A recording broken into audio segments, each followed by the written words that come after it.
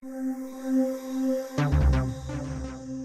I just want to say thank you so much from the public enemy number one anti-war committee and those that were previous members of it.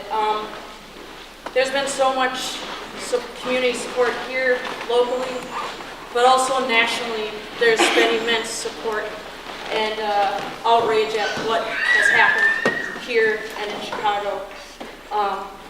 Again, I want to thank you as a member of the Anti-War Committee. We do events, actions, civil disobedience, protests, education, I think I said all of them.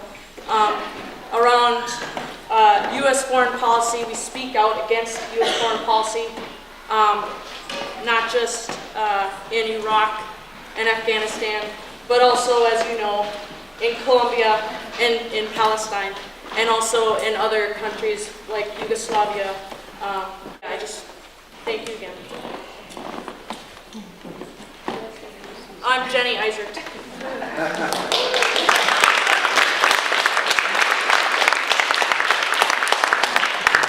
And I want to welcome everyone for being here. Could I just see who was at the meeting the night of the raids on Friday, so we kind of see who's returning and who's okay, and who is new tonight? Ooh, right. Yeah. So thank you so much for being here.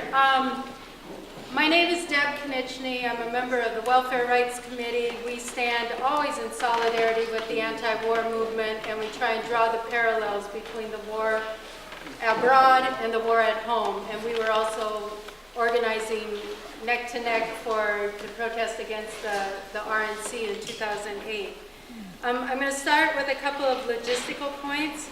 One is that this is being videotaped, just so you know, for the uptake, who's done an incredible job of getting our words as we are saying them out across the world.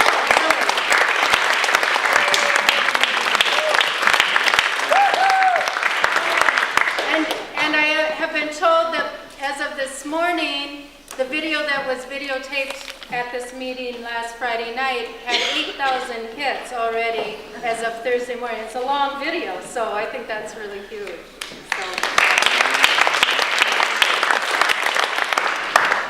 I also want to say that there's been a call for when you do speak, because we will have a period to have some, questions and answers, I believe, that please stand up, speak loudly, and so that everyone gets a chance to hear. And if you can't hear, let us know.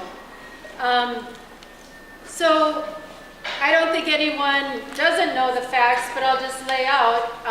We know that last Friday, September 24th at 7 a.m. in the morning, there were orchestrated raids across the country, predominantly in Minnesota and Chicago, but also subpoenas were issued in Michigan, North Carolina, and people were talked to, were approached by the FBI in other places. So this was a massive orchestrated move. Against anti-war activists for international solidarity, and in particular focusing on activists who are supporting the movements in Colombia and in Palestine. And this is an outrage. I think we all share this feeling. This is an outrage that our communities and our work, our dedication, our commitment all these years should be questioned, should be put on the target as if we are doing something wrong, where we know those that are the real ones who are causing terror around the world are those in Washington, D.C., that are causing war and funding brutal regimes all across this globe. And we've been saying since that day, we will not be silenced, and we will not shut up. In fact, we will be louder than ever. And we will.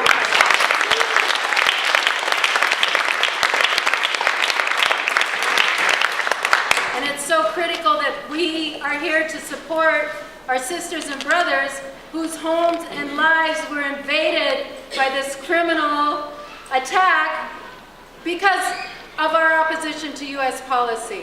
So we need to be strong. Really, this is a historical moment in some ways. It isn't that it hasn't happened before. We all know the examples. But what we do now is precedent setting as far as what these people can get away with, as far as infiltrating or attacking or investigating our movement. Because we are not wrong, we are right, and we have the right to speak out, and we have the responsibility to speak out. So we have some political objectives for tonight that I want to run through.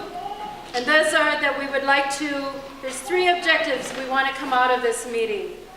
We want to build as tremendous a public pressure as we possibly can. Not just in this state, but all around the country. And this is already happening.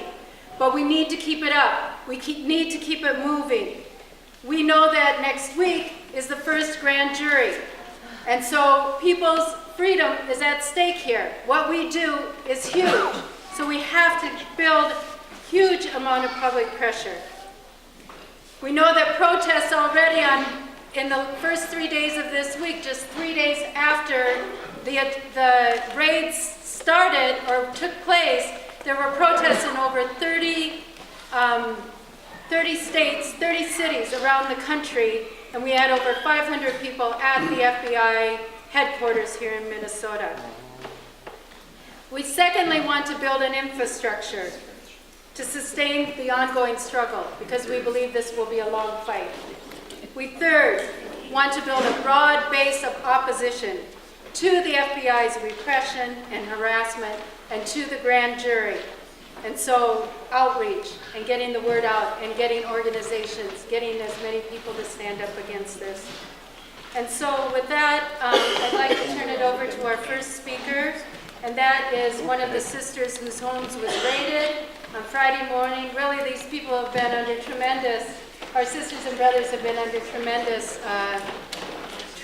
pressure, in the last 6 days. But this is a sister who's been a committed activist for much of her life to opposing war, U.S. war abroad, Meredith Abbey.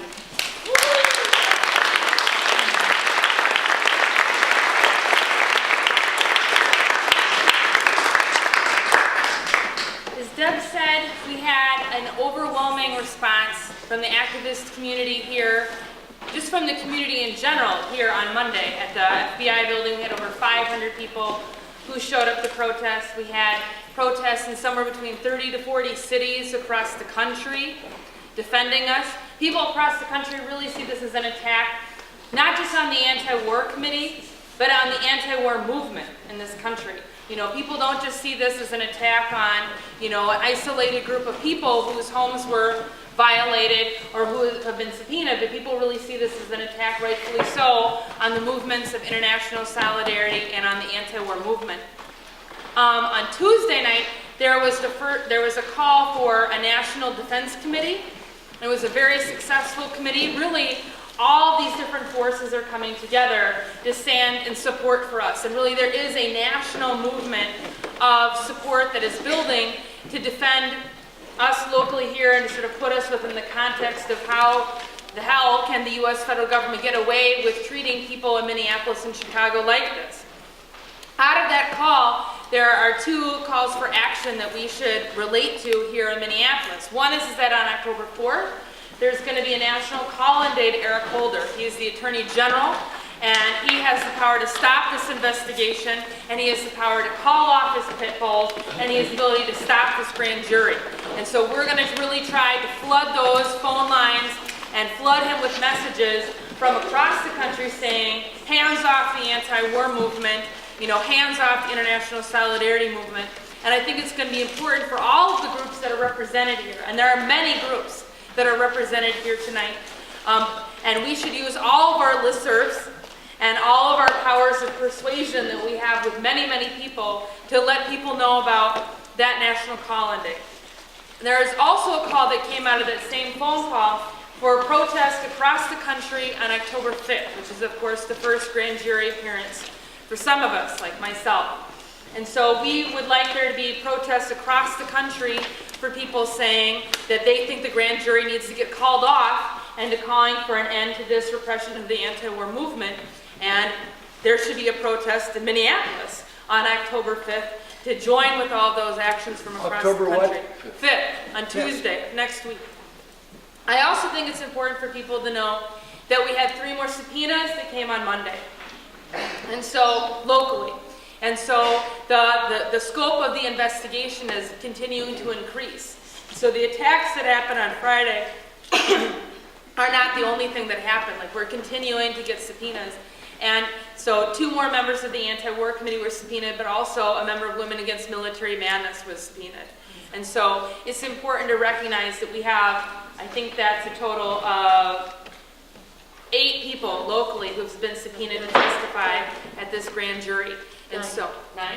A total, math is not my strong suit. So we have a total of 9 people who have been asked to testify, or not asked is like not remotely the right verb, who've been demanded to testify at this grand jury. And so I think it's important for us to have a very loud and vocal national response.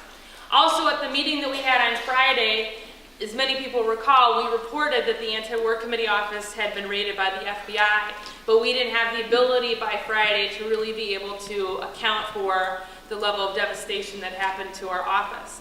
Aside from the fact that they went through and took, files and leaflets and things like that from our office, they took the majority of our checks, so our ability to write checks from our bank account is very limited. They took an enormous amount of our financial records. But most importantly, they took both of our computers. So if you are someone who has been a supporter of us, we don't have the ability to communicate with you.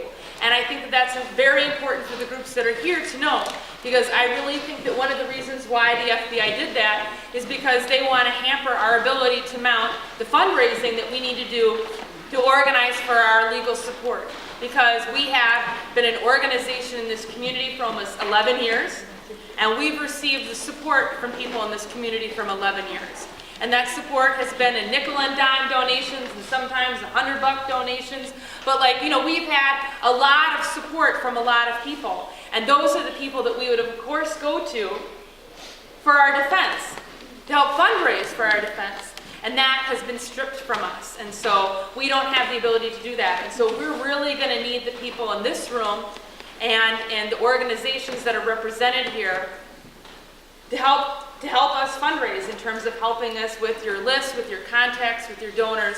Because the fact is that we can't afford our legal bills, we can't afford our defense without the support of people in this room. And so I didn't properly express that on Friday when I gave a summation of what had happened, because we didn't properly explain that on Friday when we explained what had happened, because we hadn't been able to fully see our offices. I don't know what the moderators are doing in terms of questions, but that's my report in terms of where we're at nationally and locally in terms of events that have happened since Friday. Thank you. You know what we're going to do? We're going to we have information we want to get out there.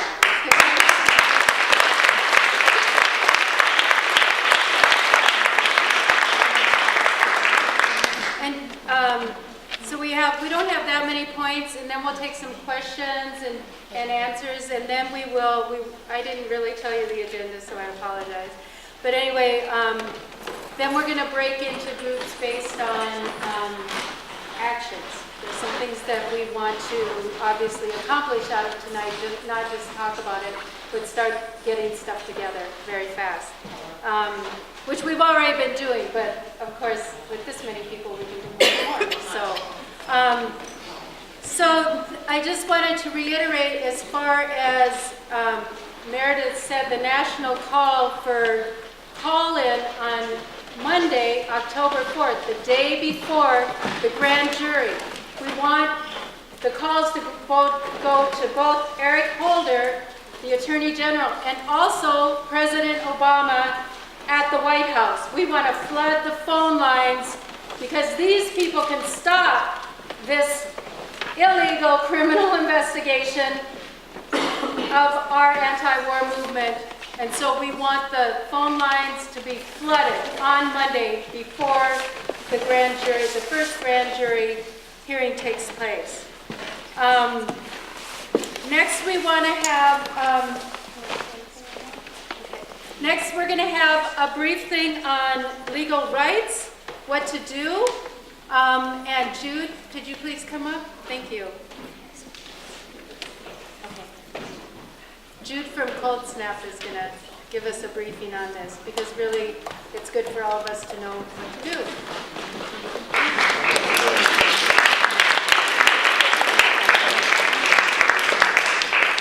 Hi, I'm Jude. I've worked with Cold Snap Legal Collective in the past and other groups working on educating people about their legal rights. So I'm going to tell you a whole bunch of things that hopefully you all know. And so just bear with me for a few minutes. We'll kind of go through.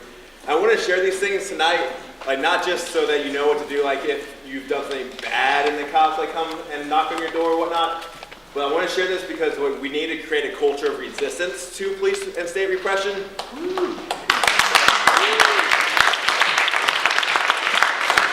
So I'm sharing these things because like whenever the police, and this could be like local Minneapolis cops, St. Paul cops, the sheriffs, the FBI, like whoever, whenever they come and try to talk to us and try to get information from us, it's always our enemies approaching us to harm us. So we need to resist. We need to like fight back and not cooperate with them in what they're trying to do to disrupt us and to destroy our movements in our community. So there's basically 3 different levels of interaction that you'll face like with the police. And there's some magic words, some like legal band-aids to know and to use like when the cops come up and try to talk with you. And these are things that can be helpful in the moment. They're things that can be helpful like later on in court, but they're not going to stop the cops necessarily from violating your rights, like the constitutional rights, in the moment or later on like in court, like if you're under arrest or whatnot. So these things are not guaranteed to make the cops do what they say that they're supposed to do. They're not guaranteed to make them follow the rules that they tell us they're supposed to follow, but they can still be helpful and they're good to know. So basically the 3 different levels of interaction with cops are casual questioning, detainment, and arrest. And your rights, like rights that they say that they give us, remain the same regardless of the situation. But more than that, like our right to remain silent, our right to protect ourselves, which has nothing to do with their constitution, like that remains the same all the time also. So whenever the cops come up and they want to ask you questions at a casual questioning stage, they come up and ask you anything they want to ask you. They ask about your haircut or your clothes or like which groups you've been involved in, and you always have the right to remain silent. Usually what you want to do when they come up and try to talk to you is ask if you're being detained. And that's the second level of interaction with the cops. So whenever the cops come up and try to ask you any questions, say, am I being detained? So I want everybody to practice that, like right now, say, am I being detained? Okay. So what happens if they say, no, you're not being detained? Bye. Yeah, you end it, you walk away, just leave. You have to change your plan, you have to change your schedule, you have to change transportation, like whatever. Doesn't matter, get away from them, they're not good people. Leave. Now, if they say that you are being detained, then that's where you get to the second level of interaction with the cops. And that's the level where they can pat you down to see if you have any weapons or if they feel anything that could be like contraband, like drug paraphernalia or something like that. Then they have the right to like pat you down to protect, to make sure that they're not going to be in any kind of danger. And at that point, they can ask you like any kind of questions they want also. And this is a really good time to use the second legal band-aid, which is, I'm going to remain silent, I want to speak to a lawyer. So let's practice that one.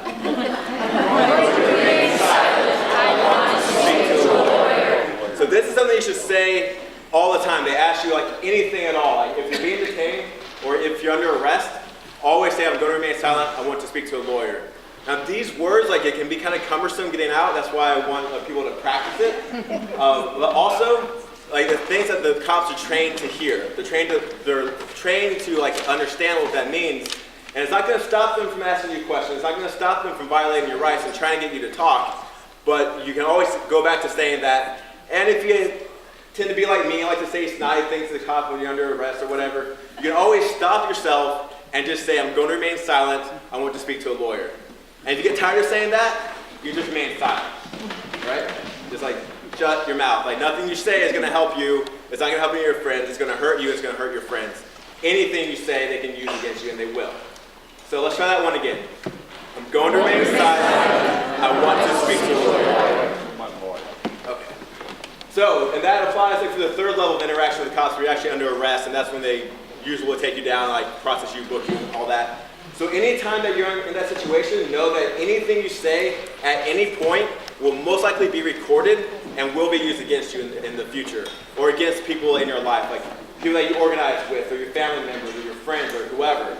So always, always, always just remain silent, and you can't like, there's nothing you can do about them violating your rights or like using stuff against you, like things that they see. But you don't have to make it easier for them by giving them additional information. You don't have to make it easier for them to hurt people that you organize with. So that's it.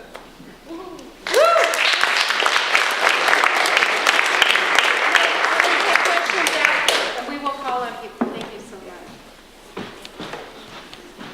Oh, up next is Tracy Malm. She's with the U of M SDS crew, and she also was rated.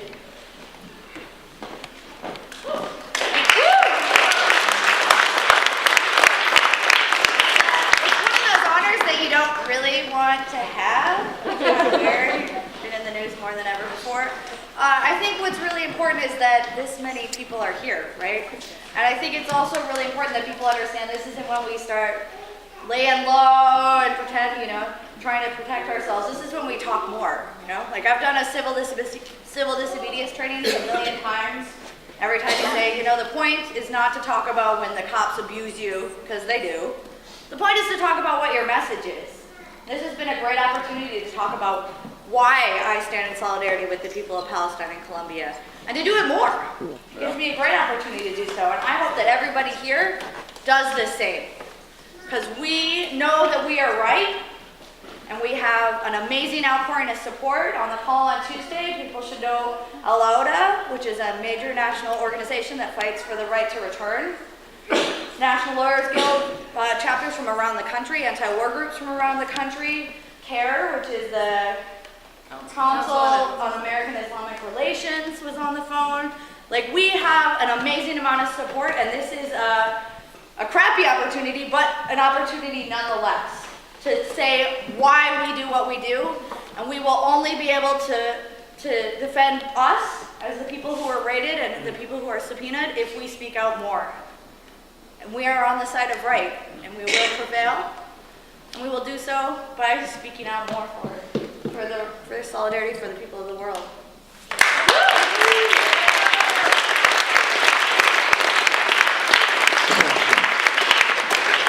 Going around, there's three various sign-up sheets. They're all the same. But get your friends involved. Ask them to go to stopfbi.net. Send that out to the listservs also. And if you have questions or whatever, it's stopfbi@gmail.com. But please put your name, your number, email, etc., whatever that you can do also, or are available to do to help in any way. Write that down next to your name.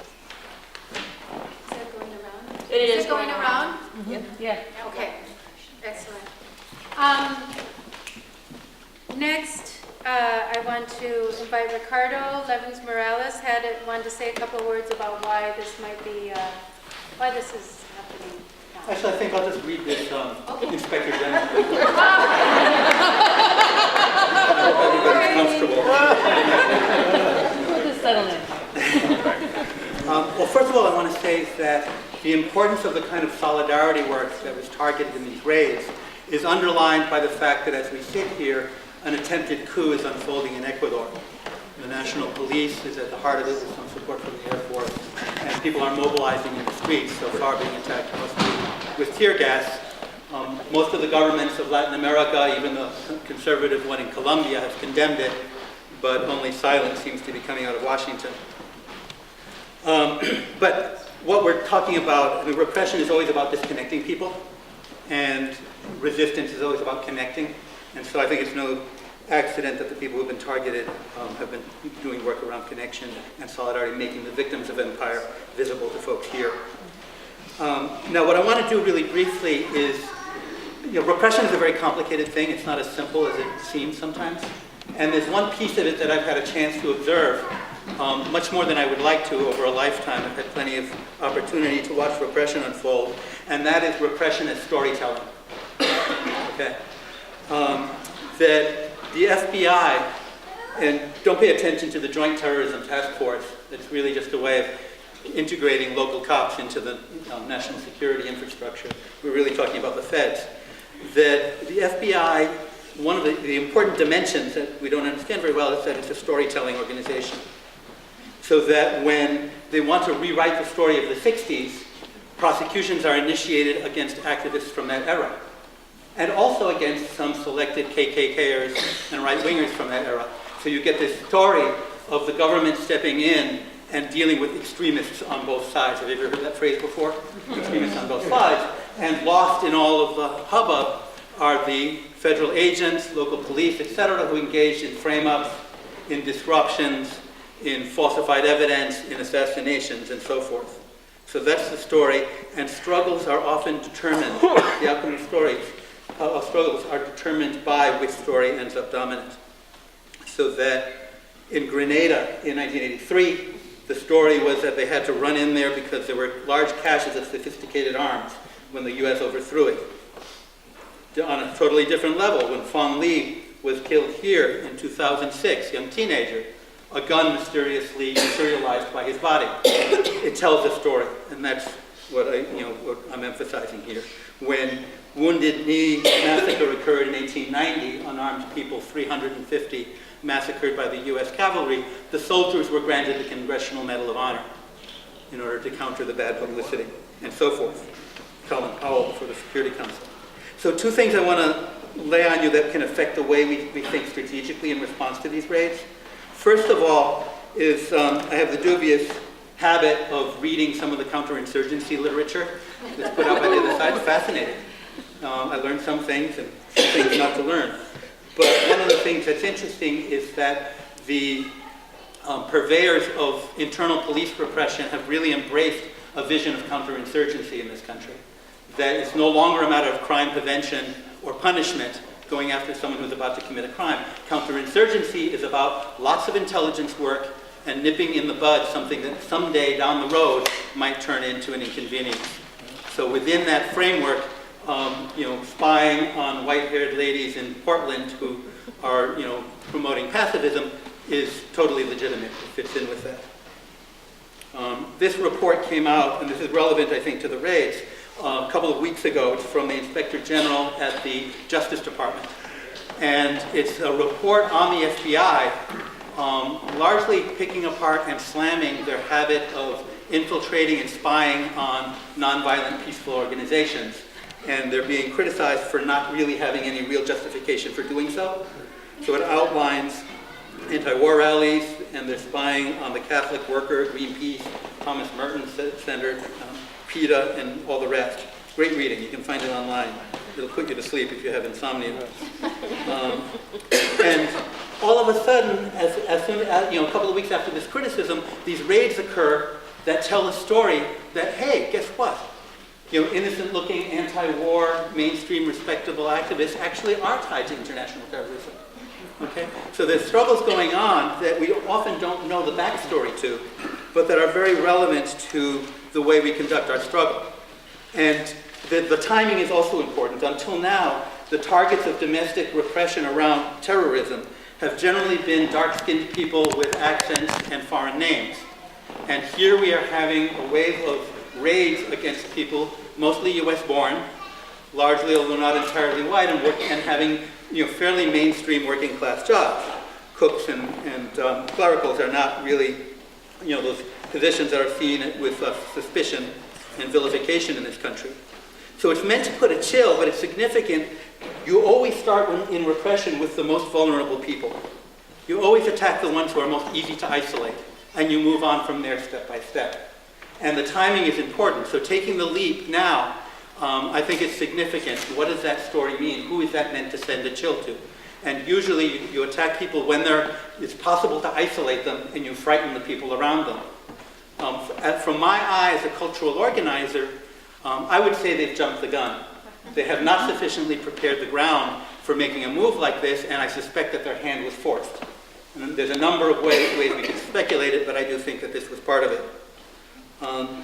And so that's always to our advantage. When the moves that they make always tell us where they're vulnerable, and we should pay attention to that and take some heart. Does anybody here feel chilled? No. Does anybody here feel chilled? No. You all feel the warmth of solidarity? Yes. The heat of resistance? Yes. So to close out, I would say that there are always multiple purposes to repression, and certainly distracting people so that we're here and not protesting Ecuador is one of them. The grand jury is a fishing expedition. The more names they get from all the people they question, then they can make their little map and figure out who they're going to go after next, and part of this vast map that already includes all of us. And also, it establishes their right to do this. Every story, every act of repression is based on what they were able to get away with before. Okay? So that they're establishing that it is okay to go after broader and broader sectors of the opposition and less scary looking people to the mainstream. And so, and they're also warning us that solidarity is entangled with terrorism, so stay away from it, baby. So this is an opportunity, I think, especially because they're going off, half-cocked, that we get a chance to tell a different story.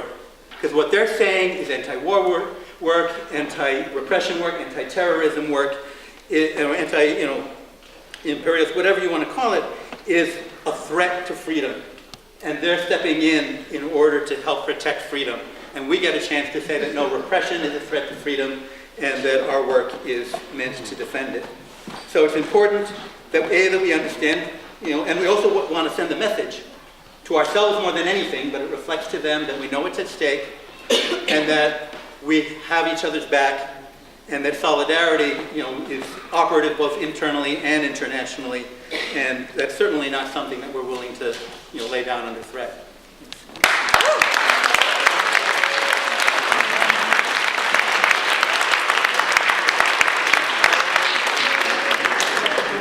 My name is Shireen Horzak, and I'm with AFSCME 3800, representing clerical workers at the University of Minnesota.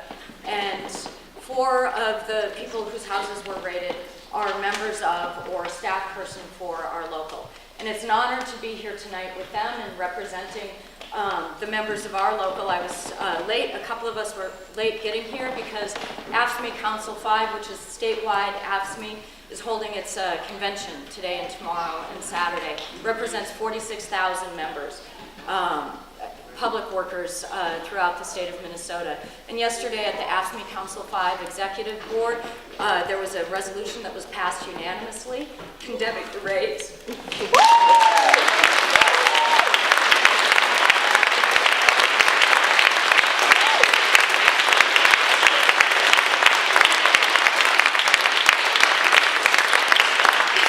Is being brought to the entire convention with the full support of the E-Board and the U of M Policy Committee tomorrow, and we expect it to pass fully. And I say that because we all are here as a community. We are all here as committed activists who oppose the war. We support the anti-war committee. We support the anti-war movement. We're part of the anti-war movement, but we're all a part of other movements as well. And I'm here as part of the labor movement, and it's one that doesn't always take a very positive stand internationally. And I think that the sisters and brothers whose houses were raided and who had the FBI give them subpoenas, almost all of them are longtime activists within not just the anti-war movement, but within the labor movement. And that's something that we claim proudly. And I want to just, I'm going to ask you for money. So get ready. Get your checkbooks out because cash isn't good enough. Well, cash is always good, but we want lots of money. But first, I want to read an email that was sent to a listserv of UAW workers, rank and file militant workers, and it's the Soldiers of Solidarity, and I want to just quote from this because I think it says a lot. Of course, most of us may say first they came for the anti-war activists, but since I'm not an anti-war activist, but you know where the story ends, with you and me. I know, and this is from the person who wrote it, I know 3 of the people whose homes were raided. I know them through my activism in the UAW. All 3 are soldiers of solidarity. And I would say, as someone who knows all of the people whose houses were raided and who were targeted by the FBI, they are all soldiers of solidarity. And by that we mean people who show up on the picket lines and who support solidarity wherever and whenever it is called for. I attest to these allegiances without qualifications. All of them are workers, parents, and people committed to peace, equality, solidarity, and justice. They are friends, not terrorists. They are men and women of conscience and commitment. If the feds can terrorize them, they can terrorize you and me as well. Note in the interviews that we've heard the connection to Colombia, the most dangerous country in the world for trade unionists. They don't fire union supporters in Colombia, they murder them. Now the FBI is raiding the homes of people who work for the union movement in the US and who advocate for peace rather than war. Pick up the phone or email Obama, go straight to the top and demand the feds stop terrorizing workers who are campaigning for peace, solidarity, and justice. Don't wait. Don't think a minute that you can hide from the thought police. The intimidation won't stop at your door. What's to stop them? Your silence? The only thing that can stop harassment is solidarity. And that's why we are all here tonight. That's why we are here as part of this movement. That's why this committee has formed, why so many people have come out nationally and internationally in support of our sisters and brothers who took a stand. Because they stand in solidarity with us, we stand in solidarity with them. This is going to be a really long, hard fight to defend our sisters and brothers, and we need help all the way along the way. We need people out in the streets, we need people making phone calls, we need people sending emails, we need people talking to your unions, we need people talking to your churches, we need people, even scarier, talking to your family about it, and talking about politics that get a little scary. But this is the opportunity to do it. And what we also need, we're going to need lots of legal support, and we've got great legal resources that are there, that are standing in solidarity, again, with our sisters and brothers, but that's going to take money. And as a friend of mine has said, it takes money to take power, and it takes money to fight power. And we need your help tonight. So if you can write a check to the Committee to Stop FBI Repression, that would be great. If you would rather not have your name on it, then cash works well as well. So anything can help, from the big donations to the small donations, because we need this for the long haul. So we've got buckets going around. And just remember that we stand together. Committee to Stop FBI Repression. That'll get your name on the list. But you'll be in really excellent company. Already on the list, shame on you. All right, now we just want to open up, starting here, and just also I want to say there will be a meeting here again next Thursday. This is happening very fast.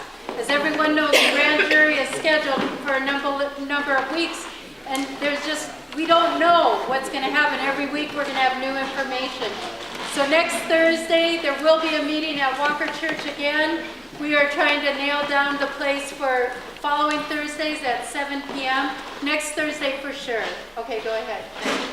Speak loud, please. My name is Lisa Albrecht. I'm not going to do affiliations. I've done lots of stuff around here. This is a movement-building moment, but not just internationally.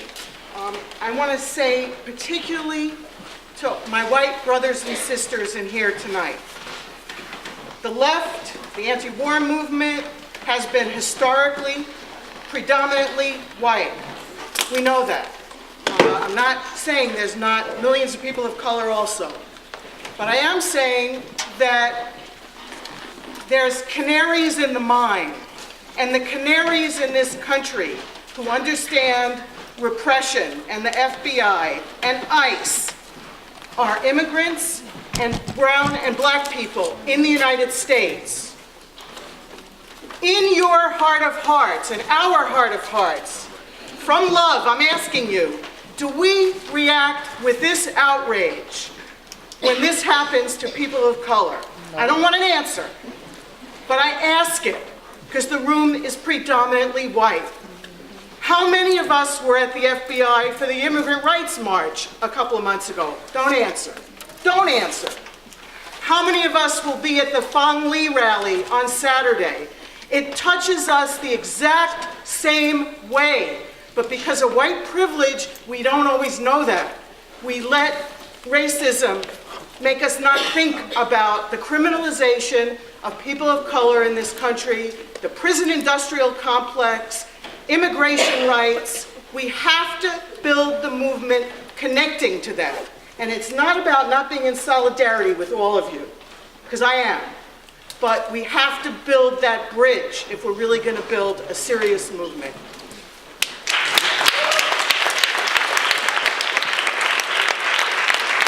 My name's Eric Angel. I edit a lot of television. I edited a show just today. A guy named Peter Gelderloos was in town. Some anarchist friends probably know who that is, but basically he's a guy that thinks a lot about state repression. And his advice was that when we're attacked and being called terroristic, instead of fighting that by saying, no, you're a terrorist, he suggests that we delegitimize the war on terrorism. The war on terrorism has always been bogus. It's always been the state that gets to choose who the terrorists are. And I think that it would be wise for us to delegitimize, however possible, this war on terrorism. And just one other personal comment. I used to live in Chicago, and I had met Hatem, who's also being targeted in this grand jury. Hatem is a Palestinian American, and he has a lot of respect within the peace community in Chicago. So this solidarity effort should go beyond just those wonderful people that are being targeted right now in Minneapolis, and also include the wonderful people in Chicago who are also our brothers and sisters there. Thanks. I just want to call up. Remain silent can't be used against you, and it can't be used to charge with obstruction. But you can, if you answer, and even if you say, I don't know anything, that actually then could be considered a false statement. And so if you say anything, that's the whole problem, that then it could possibly be used against you if you say something back. And, but, you know, I agree. It appears that that people are being targeted for what we think. Yeah. And, you know, and I think that we can talk to a lot of people about that issue. And that it doesn't just have to be people who agree with us politically. It appears that we're being targeted for what we think, and that is an important point to be brought out when we're talking to people. One thing that they're attacking people for, and it's one word, it's dissent of any sort on any issue. And why are they coming after the people they came after? Because they're effective. So congratulations. And